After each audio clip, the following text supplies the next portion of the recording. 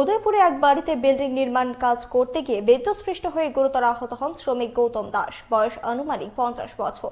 তার বাড়ি বাগমা এলাকায়। বছর খানেক ধরে অনেক শ্রমিক ওই বাড়িতে কাজ করছেন। গৌতম ওই দিন প্রথম ওই বাড়িতে কাজ করতে আসেন। নির্মাণ কাজের জন্য বাঁশ বাঁধার সময় তিনি বিদ্যুৎস্পৃষ্ট হন বলে সহকর্মীরা জানান। গোমতী জেলা হাসপাতাল থেকে তাকে রেফার করা হয় জিবি হাসপাতালে।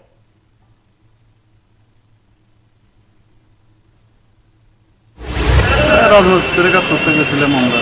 ওই জায়গা থেকে কারেন্টের তারা বাস লাগিয়ে দিচ্ছিল, লাগানোর পরে বাড়ি যাওয়ার পরে একতলা উড়তে পড়ে গেছে। কোন জায়গাতে সে ঘটনা? উদয়পুর।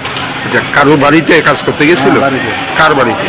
মানে বিপদ টাইটেল কি আমি যেতে পারি না। ওনার বাড়িতে মানে কি কাজ করতে আসে? বিল্ডিং করে গেছে, নতুন বিল্ডিং এ।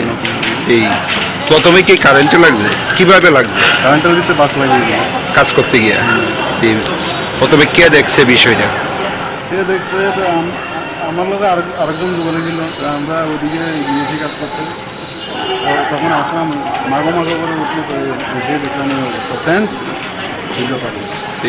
অবস্থা এখন আগের থেকে কিছু বেটার আছে। প্রথম দেখছি